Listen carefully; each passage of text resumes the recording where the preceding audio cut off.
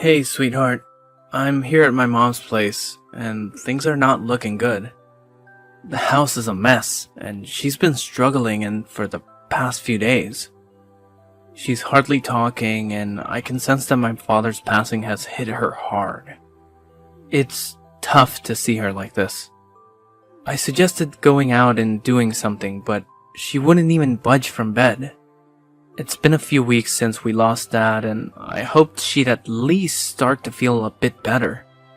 Oh no! I'm so sorry to hear that.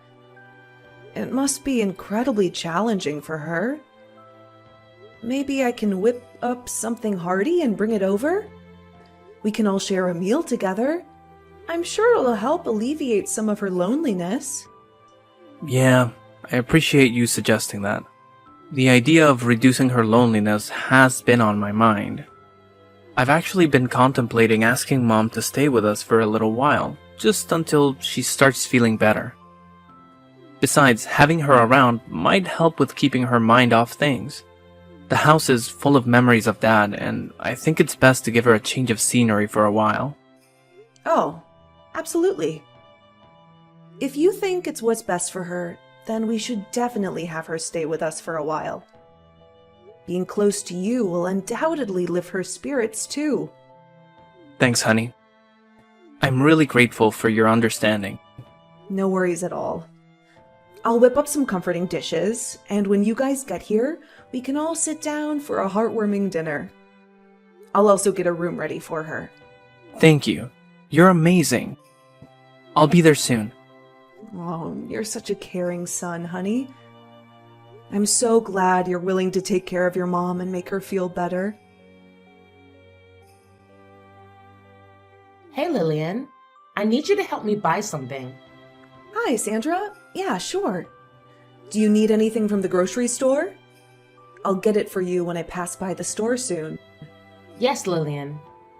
I need you to buy me caviar from the store at Greenwood Street. One my husband used to go to.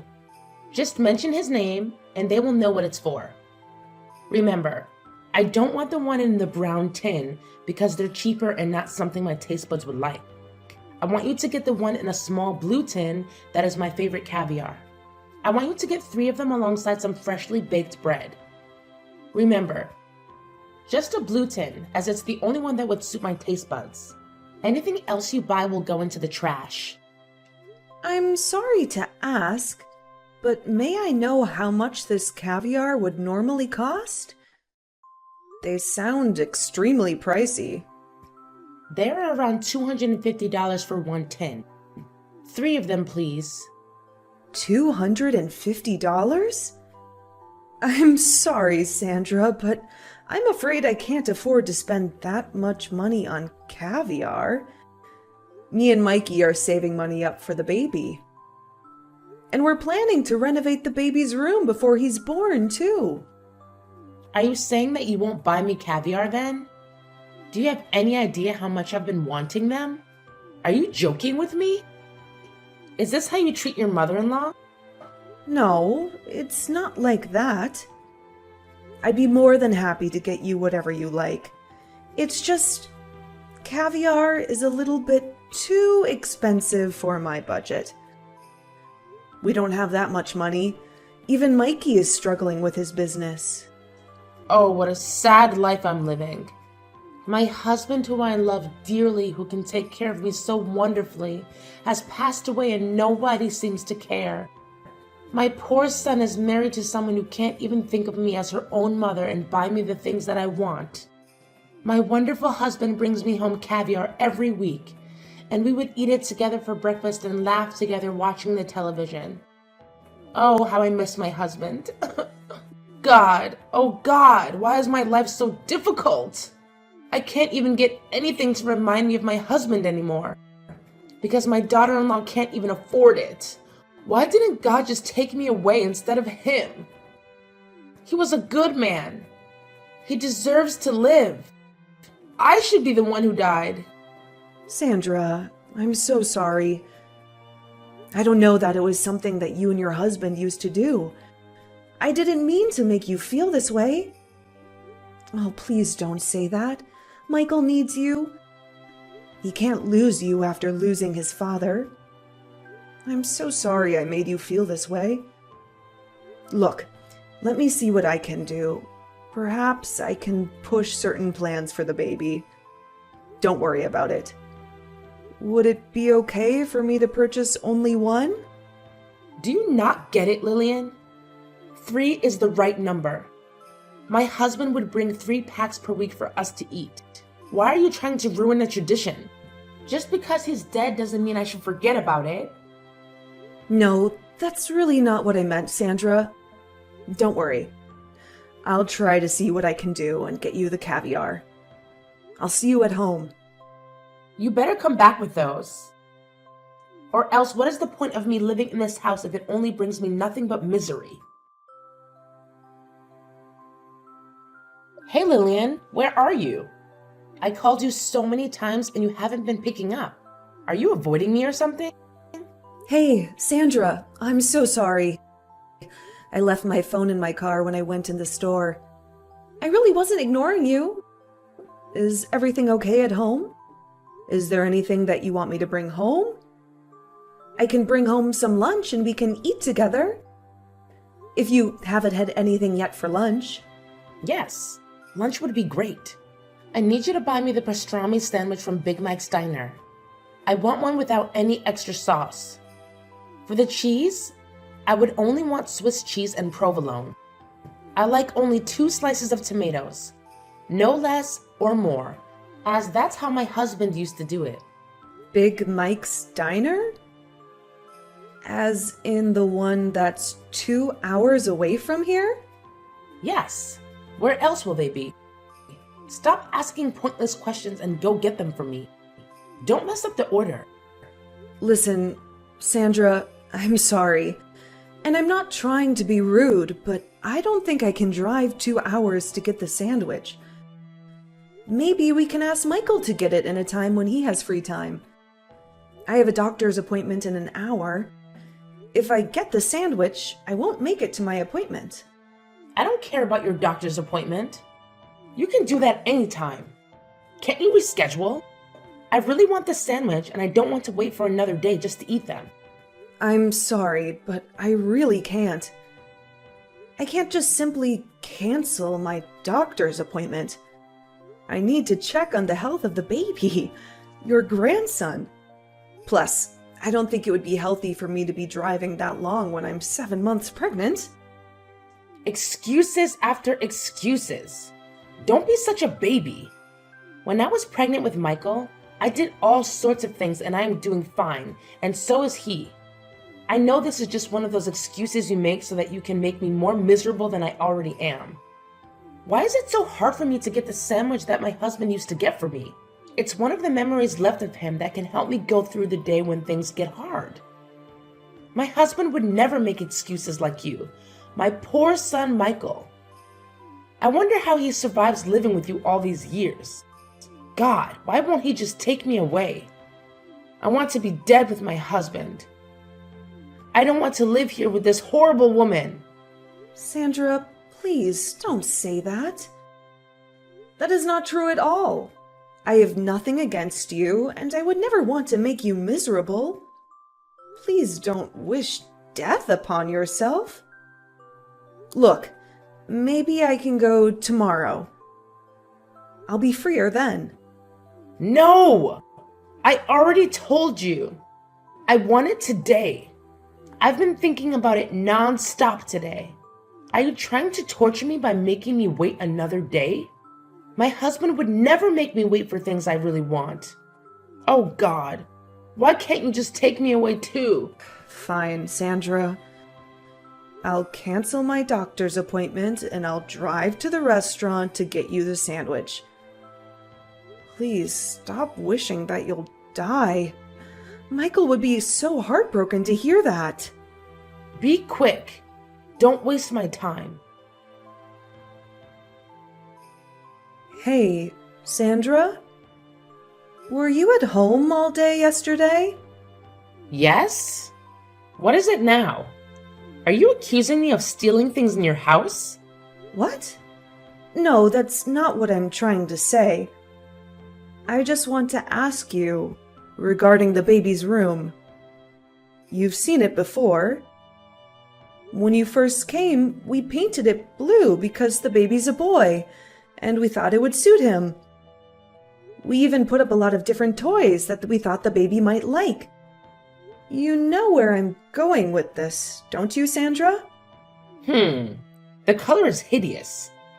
I don't feel good looking at it, and I believe the baby would feel the same way as me. What do you mean?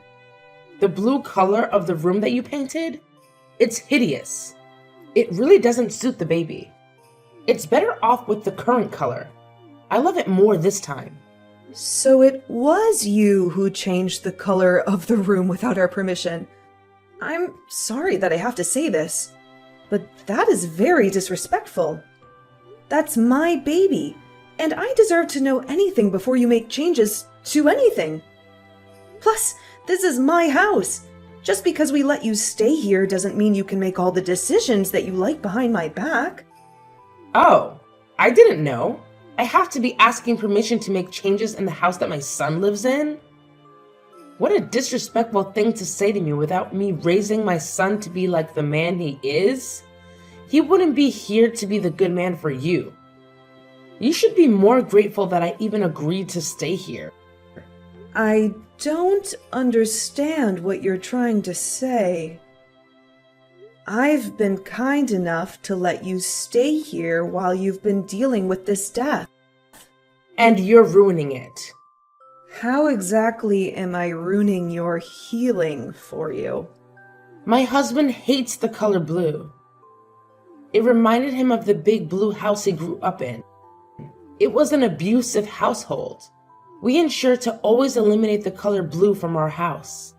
I don't understand. Why can't you do the same? Look, I'm really sorry about what he went through, and I understand how it could be hard for him. But I still don't think it's right for you to apply the same rules to my house. It's not fair to me. Fairness? Is that all you care about? You think the world is fair when my husband is taken from me? No, that is not what I'm trying to say. That's enough. No need to speak to me.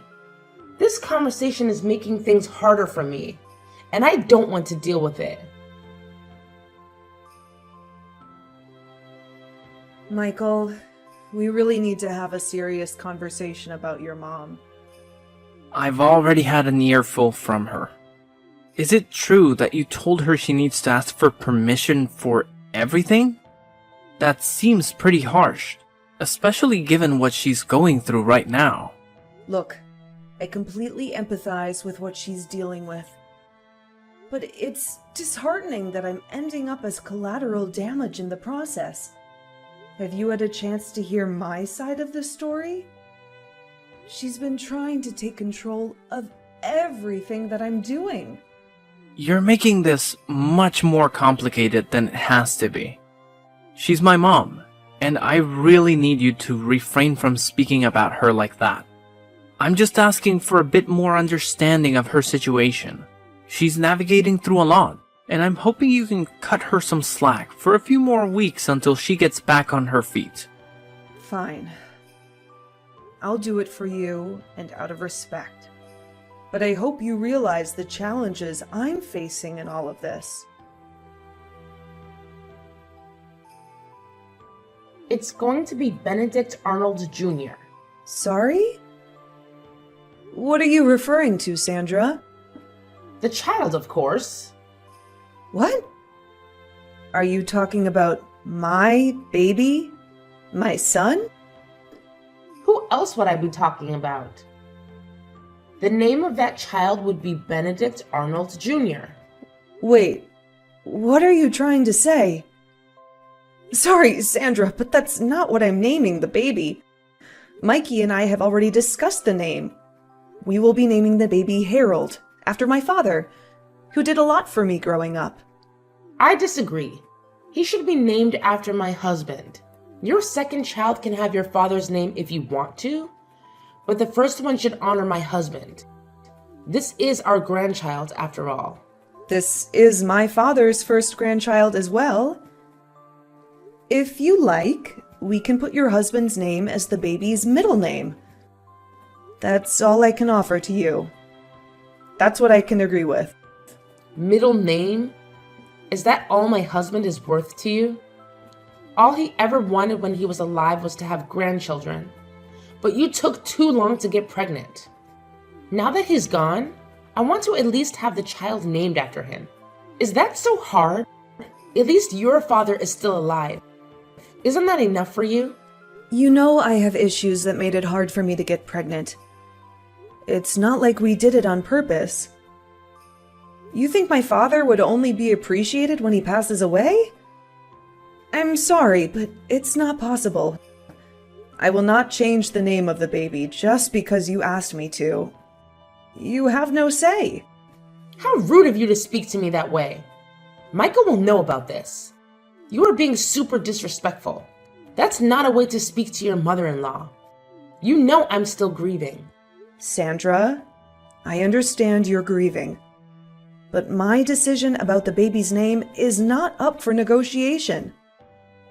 We can discuss this calmly and find a compromise. But disrespectful accusations won't help anyone. What did you do now, Lillian? My mom just called me crying. Did she tell you what happened?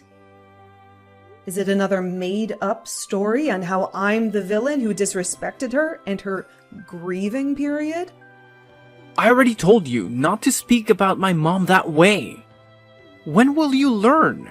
Your mom tried changing the baby's name. She wants to name him after your father.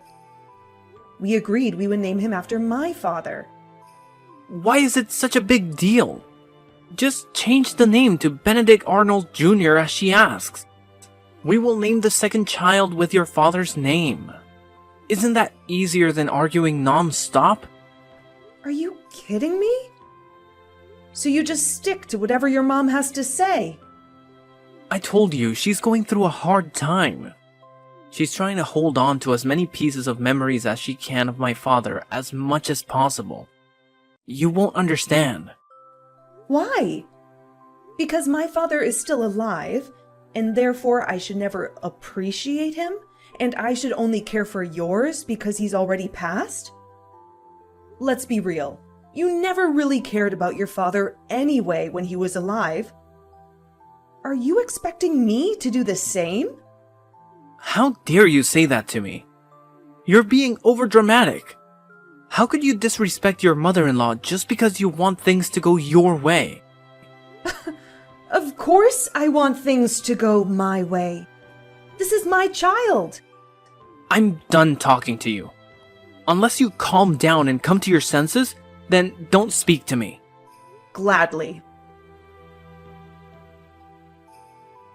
I will be in the labor room with you since that is my grandchild. I love to be the first to hold it as well. I'm telling you this now so you won't come up with excuses later or about your planning. Just like when I asked you to change the name. Sorry, Sandra, but I can't let you in the labor room with me. It's going to be a very vulnerable moment for me. So I would prefer to have my mother and my husband in it instead. You'll be able to see the baby after he's born. How could you? I am the child's grandmother. I deserve to be there to see it. You don't get to kick me out. Sorry, Sandra, but I really won't be able to let you in. I'm not comfortable with having you in it. I prefer to have my own mother.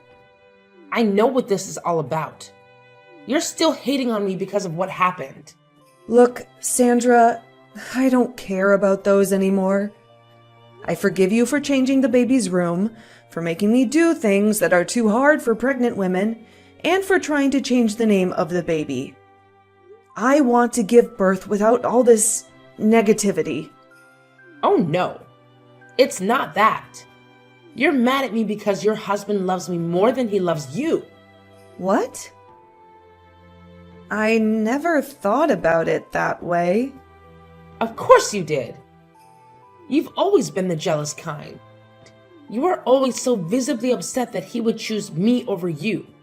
He loves me more than anything. He's your son. It doesn't matter how much he loves you. His life will always be with me. What are you trying to say? No! He's always going to be mine. You stole him from me. And now you're stealing my grandson from me. I will never let you do that. You're out of your mind. I hope he divorces you. You're a selfish bitch. What the heck is wrong with you?